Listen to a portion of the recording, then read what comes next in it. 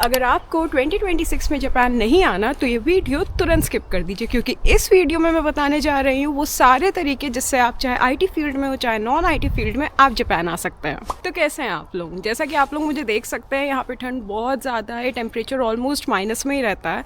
और मैं बाहर आई थी सब्जी लेने, पर मुझे बीच में दिख गया ये श्राइन और मुझे काफ़ी अच्छा लगा। यहाँ पे पूरे में शांति थी, कोई था नहीं, तो मैंने सोचा क्यों नहीं ये वीडियो बाहर रिकॉर्ड करती हूँ, जिससे आप लोगों को थोड़ा मोटिवेशन भी मिले जापान आने का। तो जो लोग मुझे पहले से फॉलो करते हैं उन्हें पता होगा कि मैं इंडिया आई थी, और जैसे कि अभी इंडिया वाली ट्रिप करके मैं जापान आई, मैंने देखा ज़्यादातर प्रोग्राम्स की अप्लाई डेट स्टार्ट हो चुकी है और जो डेडलाइन है वो फरवरी या मार्च तक है। तो इसलिए मैंने ये वीडियो जल्द से जल्द बनाने का ट्राई करा है, जिससे आप सब अप्लाई कर पाओ। और आईटी और नॉन आईटी दोनों फील्ड का इक्वली स्कोप है यहाँ। तो बिल्कुल भी ये मत सोचिए कि अगर आप आईटी से नहीं है तो आप जापान नहीं आ सकते, क्योंकि काफ़ी सारे ऐसे प्रोग्राम्स आ गए हैं जिसमें नॉन आईटी फील्ड वालों को भी वैल्यू दी जा रही है। क्योंकि यहाँ जापान में, जैसा कि हम सब जानते हैं, वर्कफोर्स की कमी है, ओल्डर जनरेशन बहुत ज़्यादा है और यंगर जनरेशन काफ़ी कम होती जा रही है।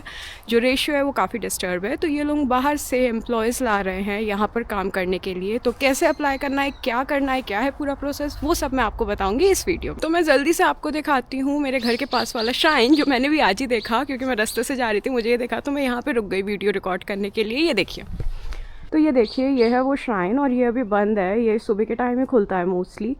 और यहाँ पर देखिए लोगों ने, अगर आप देखें जैसे हमारे यहाँ प्रसाद होता है, वैसे उन्होंने भी वहाँ पे प्रसाद के रूप में थोड़े से ऑरेंज वगैरह रखे हुए हैं। और ये देखिए यहाँ पे चारों तरफ का एरिया कितना पीसफुल है। और क्योंकि अभी विंटर चल रहा है तो सारे जो पत्ते हैं वो मुरझा चुके हैं। मुझे तो ये चाइनीज़ टाइप के लगते हैं, क्योंकि ये चाइनीज़ में भी मानते हैं, ये गार्ड होते हैं, प्रोटेक्ट करते हैं। तो ये इस टाइप के बने हुए हैं चारों तरफ। तो आज की वीडियो होने वाली है कि आप जापान में 2026 में कैसे आ सकते हैं। तो सबसे पहले मैं बताती हूँ आईटी जॉब के लिए। अब आईटी जॉब में भी दो तरीके के लोग आ जाते हैं, एक फ्रेशर्स और एक मिड करियर। सीनियर करियर और मिड करियर को आप सेम में ही मान लीजिएगा और फ्रेशर्स अलग। जैसा कि हम सब जानते हैं कि मिड मार्च से अप्रैल तक स्टार्ट हो जाता है इनका चेरी ब्लॉसम सीजन, और चेरी ब्लॉसम को यहाँ पर एक बहुत ही अच्छा टाइम माना जाता है। तो सारी अच्छी चीज़ें उस टाइम पे होती हैं या नई चीज़ें। तो सबसे ज़्यादा हायरिंग जो पूरे जापान में होती है, कंपनीज करती हैं, वो करती हैं अप्रैल में। तो अप्रैल में तो वो हायरिंग कर लेते हैं। मैं भी अप्रैल में यहाँ पर आई थी और मेरा थोड़ा लेट हो गया था। मैं 15 अप्रैल को आई थी, बट एक्चुअली हमें 1 अप्रैल को आना था, लेकिन हमारा वीज़ा प्रोसेस और उन सब में थोड़ा टाइम लग गया, तो 15 अप्रैल हो गया था। जितनी भी कंपनीज हैं 1 अप्रैल से हायरिंग स्टार्ट कर देती है, मतलब नए एम्प्लॉयज़ आते हैं और ट्रेनिंग स्टार्ट हो जाती है। और पूरे अप्रैल भर आपकी ट्रेनिंग चलनी है, मई से आपका काम स्टार्ट होता है। तो उसके लिए जो एप्लीकेशन है, रजिस्ट्रेशन है, वो जनवरी या फरवरी में स्टार्ट हो जाते हैं और हो चुके हैं। यहाँ पर श्राइन में मैं वीडियो रिकॉर्ड कर रही थी और मैं यहाँ पे रिकॉर्ड ही करती रह गई। मैंने देखा कोई आया और वहाँ पे जाके, अगर आपको दिख रहा हो, वो ऑफरिंग कर रहे हैं, जबकि वो श्राइन अभी बंद है, पर तब भी उनकी तरफ से जो भी उन्हें ऑफ़र करना है, जैसे कि वो फ्रूट्स वगैरह रखते हैं, वो उन्होंने वहाँ जाके रख दिए हैं। तो जापान में ये कल्चर काफ़ी ज़्यादा है। और ये देखिए उन्होंने कैसे वो घंटी बजाई, जैसे हमारे इंडिया में भी होता है, हम मंदिर की घंटी बजाते हैं प्रसाद देके, उस तरीके से उन्होंने वो करा है। तो चलिए आगे बढ़ते हैं। तो अब बात करते हैं कि आप आईटी में फ्रेशर जॉब के लिए कैसे अप्लाई कर सकते हैं। तो सबसे पहले तो काफ़ी सारे पोर्टल्स हैं, जैसे कि टोक्यो डेव हो गया, गाइजन पॉड हो गया, ये सब मैं नीचे डिस्क्रिप्शन बॉक्स में मेंशन कर दूँगी। आप लोगों को सारे के सारे वो जो लिंक है वो जाना है। और ये कोई स्पॉन्सर्ड नहीं है, ये मैं एक्चुअली इसलिए मेंशन कर रही हूँ क्योंकि ये इंग्लिश फ्रेंडली है। तो इसमें जो जॉब्स भी हैं वो इंग्लिश स्पीकर्स को ध्यान में रखते हुए लाई गई हैं। तो आप इन सबको चेकआउट करिएगा। और यहाँ पे फ्रेशर्स के लिए काफ़ी सारी जॉब्स हैं और इनमें आप डायरेक्टली अप्लाई कर सकते हैं। कुछ है जिनमें वो सब्सक्रिप्शन बेसिस पे है, वो आपसे एक अमाउंट मांगते हैं, तो आपको वो अमाउंट देने की कोई ज़रूरत नहीं है। आप लिंक्डइन पे जाइए, कंपनी सर्च करिए और डायरेक्टली एचआर को आप कॉन्टैक्ट कर सकते हैं या मेल लिख सकते हैं। तो ये तो हो गया एक तरीका। सेकेंड हो गया आपका लिंक्डइन पे काफ़ी सारी जापानीज़ कंपनी अपनी इन्फॉर्मेशन डाल रही है फ्रेशर्स के लिए, तो उसे ज़रूर देखिए। और जापान में कुछ ब्लैक कंपनीज़ होती हैं, तो अगर आपको वो ऑफ़र बहुत ही अनरियलिस्टिक लगे या देखें आप कि वो एकदम से ही आपको जॉब दे रहे हैं, आपने बस एक इंटरव्यू दिया और वो जॉब देने को तैयार है, तो बिल्कुल भी वो जॉब मत लीजिएगा, क्योंकि वो कुछ फिर अजीब टाइप की जॉब निकलेगी। अजीब टाइप से मेरा मतलब ये है कि आईटी जॉब के नाम पे आप यहाँ पर आओगे, बट आपका काम जो है फिजिकल लेबर वाला हो सकता है या फैक्ट्री वर्क हो सकता है। तो अगर आप वो चीज़ माइंड में रख के आ रहे हो कि आप वो करने में कंफर्टेबल हो, तब तो अच्छी बात है, पर अगर आप नहीं हो तो इस चक्कर में मत फंसिएगा। अब सेकंड आता है मिड करियर। तो मिड करियर वालों के लिए सबसे बेस्ट ऑप्शन है रेफरल। रेफरल मैं इसलिए कह रही हूँ, फ्रेशर्स के लिए भी रेफरल काफ़ी अच्छा है, बट मिड करियर में रेफरल ज़्यादा काम करता है, क्योंकि मैं अपनी कंपनी में भी देखती हूँ ज़्यादातर लोग जो करियर में स्विच करते हैं या जॉब चेंज करना चाहते हैं या सैलरी हाइक के लिए स्विच करते हैं, वो रेफरल के थ्रू ही करते हैं, क्योंकि थोड़ा ईजी हो जाता है। बिकॉज जापान में ये मानना है कि अगर आप बार बार कंपनी स्विच कर रहे हो तो आप उतने लॉयल या उतने सीरियस नहीं हो, तो वो उस चीज़ को बहुत अच्छा नहीं मानते हैं। तो इसीलिए फ्रेशर को जॉब मिलना काफ़ी इजी है, बट मिड करियर में थोड़ा डिफ़िकल्ट हो जाता है। बट ऐसा नहीं है कि नहीं हो सकता, और रेफरल के बिना भी हो सकता है। आप जो अपनी लिंक्डइन प्रोफाइल है काफ़ी अच्छी बनाएं, और जो एचआर्स हैं जापानीज़ कंपनी के, उन्हें पिच करना स्टार्ट करें। और मेरे बैकग्राउंड में आपको ये जो आवाज़ सुनाई दे रही होगी, इसे प्लीज़ थोड़ा सा इग्नोर करिएगा। यहाँ पर कोई इंसान तो है नहीं दूर तक के, पर हाँ ये कुछ बर्ड्स हैं, उनकी काफ़ी आवाज़ आ रही है। तो वो उधर बैठी हुई हैं और वो काफ़ी बड़ी बड़ी हैं। और जापान में लोग तो इतने बड़े नहीं होते, पर ये जो पंछी है ना, ये बहुत बड़े बड़े होते हैं, देख के डर लगता है।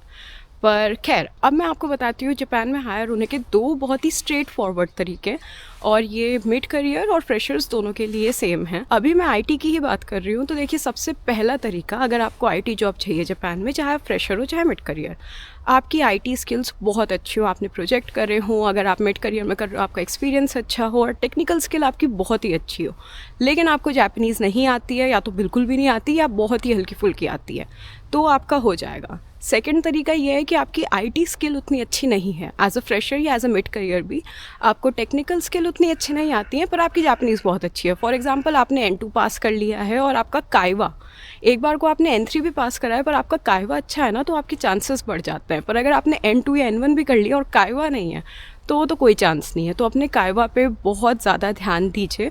और मैं नीचे डिस्क्रिप्शन बॉक्स में कुछ जापानीज़ यूट्यूब चैनल मेंशन कर दूंगी, जिससे मैंने पर्सनली जापानीज़ पढ़ी थी, तो उससे आप पढ़ सकते हैं। एंड बिलीव मी, N5 और N4 के लिए आपको कोई ट्यूशन या कोचिंग की ज़रूरत नहीं है, वो आप आराम से ऑनलाइन पढ़ सकते हैं, उसमें कोई भी दिक्कत नहीं है, क्योंकि मैंने भी खुद ही करी थी, तो इसलिए मुझे ये लगता है। और N3 भी वैसे मैंने खुद ही करी है, अभी एग्ज़ाम दिया है, देखती हूँ क्या रिजल्ट आता है। पर हाँ, N4 तक आपको कोई ज़रूरत नहीं है। N3 के बाद सिलेबस काफ़ी वास्ट और डिफ़िकल्ट हो जाता है, तो उसमें तब भी आपको गाइडेंस की नीड होती है। तो ये हैं आपके दो तरीके अगर आपको आईटी जॉब चाहिए। पहला, टेक्निकल स्किल बहुत अच्छी हो तो जापानीज़ स्किल कम भी अच्छी होगी चलेगा, और दूसरा, जापानीज़ स्किल बहुत अच्छी हो और आईटी स्किल कम भी होगी तो चलेगा। अब हम आते हैं नॉन आईटी जॉब्स पे। आज से 2-3 साल पहले तक जापान में आईटी जॉब्स बहुत थी फॉरेनर्स के लिए, पर नॉन आईटी जॉब उतनी नहीं थी। पर क्योंकि यहाँ पे वर्क फोर्स काफ़ी कम होती जाती है, जो ओल्डर जनरेशन है वो ज़्यादा है और यंगर जनरेशन काफ़ी कम है, और इन फ्यूचर वो और कम होने वाली है, तो यहाँ पे नॉन आईटी जॉब्स काफ़ी हो गई हैं। सबसे पहले मैं आपको बताती हूँ हेल्थ केयर में। अगर आपके पास नर्सिंग का सर्टिफिकेट है, जो कि नेशनल लेवल पे होता है और इंटरनेशनल लेवल पे भी, जो भी अगर इंटरनेशनल लेवल वाला है, मैं नीचे डिस्क्रिप्शन में मेंशन कर दूँगी उसका नाम, आप देख सकते हैं वहाँ पे।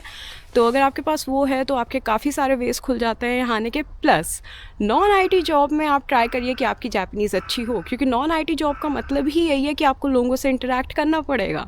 और जो नॉन आईटी जॉब्स हैं वो आपको मिल जाएंगी कुकिंग में, नर्सिंग में, हॉस्पिटैलिटी में, जो होटल मैनेजमेंट के कोर्सेज होते हैं उसमें तो बहुत ज़्यादा नीड है फॉरेनर्स की। तो फिर आ जाता है हमारा जेट प्रोग्राम। तो ये जो जेट प्रोग्राम है, इसके एप्लीकेशन स्टार्ट हो चुके हैं, इसमें जल्द से जल्द आप लोग अप्लाई करिए, मैं नीचे लिंक शेयर कर दूँगी।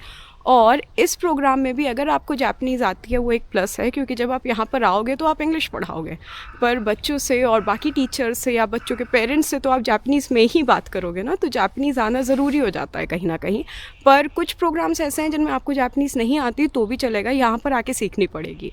तो नॉन आईटी जॉब में जापानीज़ की वैल्यू और ज़्यादा हो जाती है। तो ट्राई करिए कि आप जापानीज़ थोड़ी बहुत तो सीख ही लें, एटलीस्ट इतनी कि आप थोड़ा बहुत बोलने लगें और थोड़ा बहुत समझने लगे, बिल्कुल ब्लैंक ना रहे कि आपको पता ही नहीं हो क्या रहा है चारों तरफ। उसके बाद आ जाती हैं आपकी हेल्थ केयर में अच्छी खासी जॉब्स हैं इस टाइम पे। नर्सिंग में बहुत ज़्यादा हैं, क्योंकि यहाँ पे ओल्डर जनरेशन बहुत है, ओल्ड एज होम बहुत ज़्यादा हैं, उन ओल्ड एज होम में उन्हें लोग चाहिए जो कि यंगस्टर्स हों, तो इस वजह से यहाँ पे हेल्थ केयर में काफ़ी अच्छी अपॉर्चुनिटी है, नर्सिंग में भी है। फिर होटल मैनेजमेंट में भी अच्छी खासी वैकेंसी चल रही है, क्योंकि जापान में टूरिज़्म बढ़ रहा है और जो इनका आइलैंड वाला एरिया है उसे भी ये काफ़ी प्रमोट कर रहे हैं, तो इन्हें काफ़ी वर्कफोर्स चाहिए उसके लिए, तो बहुत चांसेस है। नीचे मैं लिंक में काफ़ी सारे प्रोग्राम मेंशन कर दूंगी, तो आप एक बार वो सारे चेकआउट कर लीजिएगा। अब मैं हल्का सा मेंशन करना चाहूँगी कि जब आपका इंटरव्यू हो, चाहे आईटी चाहे नॉन आईटी जॉब में, कुछ चीज़ें आपको ध्यान में रखनी है। सबसे पहली चीज़ है आपका ड्रेसअप।